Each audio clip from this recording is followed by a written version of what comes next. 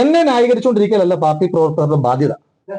ഞാൻ തെറ്റ് ചെയ്തിട്ടുണ്ടെങ്കിൽ ഇപ്പോഴും ഞാൻ പറയുന്നത് ഉത്തമമായ ബോധ്യം, രാജ്യത്തെ നിയമം പറയുന്ന ഏതെങ്കിലും ഒരു കാര്യത്തിനെതിരായിട്ട് നിയമവിരുദ്ധമായ ഒരു കാര്യം ഞാൻ ചെയ്തിട്ടില്ല, അത് ഉത്തമമായ ബോധ്യമാണ്. ഇനി അതിനപ്പുറം ആർക്കെങ്കിലും ആർഗ്യുമെന്റ് ഉണ്ടോ? ആ ആർഗ്യുമെന്റ് ഉള്ള ആളുകൾ പരാതിപ്പെട്ടാൽ ഞാൻ കോടതിയിൽ പോയി, ഈ രാജ്യത്ത് നീതിന്യായ സംവിധാനത്തിൽ പോയിട്ട് എന്റെ നിരപരാധിത്വം തെളിയിക്കാൻ പറ്റുമെന്നുള്ള ഉത്തമമായ ബോധ്യമുണ്ട്. കോൺഗ്രസ് പ്രവർത്തകരുടെ ബാധ്യതയല്ലത്. അതുകൊണ്ട് യൂത്ത് കോൺഗ്രസ് സംസ്ഥാന പ്രസിഡന്റ് സ്ഥാനം 1:30. അപ്പൊ ഇതുവരെ കൊടുത്ത വാർത്തകൾക്കൊന്നും ഒരു അടിസ്ഥാനമില്ല.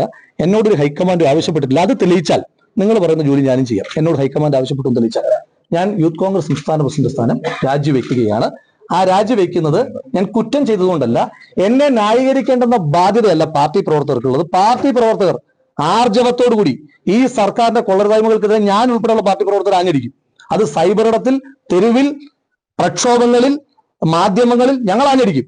ആ ആഞ്ഞടിക്കുന്ന സമയത്ത് തന്നെ ന്യായീകരിച്ചുകൊണ്ടിരിക്കലല്ല കോൺഗ്രസ് പ്രവർത്തകരുടെ ബാധ്യത എന്നുള്ളത് കൊണ്ട് കോൺഗ്രസ് പ്രവർത്തകരുടെ സമയത്തെ കൂടി മാനിച്ചുകൊണ്ട് അവർക്ക് വലിയ ജോലിയുണ്ട്. നിയമസഭാ തെരഞ്ഞെടുപ്പും ത്രിതല പഞ്ചായത്ത് തെരഞ്ഞെടുപ്പും വരികയാണ്. അപ്പൊ അവർ ആ ജോലിയാണ് ചെയ്യുന്നത്. അതുകൊണ്ട് എന്റെ മുഴുവൻ കോൺഗ്രസ് പ്രവർത്തകരോടുമുള്ള എന്റെ അഭ്യർത്ഥന, പ്രിയപ്പെട്ട സഹപ്രവർത്തകരുടെ അഭ്യർത്ഥന, എന്റെ നിരപരാധിത്വം തെളിയിക്കേണ്ടുന്ന ബാധ്യത ഞാൻ ഏറ്റെടുക്കും. ഞാൻ ഉൾപ്പെടെയുള്ള കോൺഗ്രസ് പ്രവർത്തകരുടെ ബാധ്യത നമ്മൾ ഈ സർക്കാരിന്റെ കൊള്ളരുതായ്മകളെ തുറന്നു കാണിക്കുക എന്നുള്ളതാണ്. അത് തുറന്നു കാണിച്ചുകൊണ്ടേ നമ്മളിരിക്കും.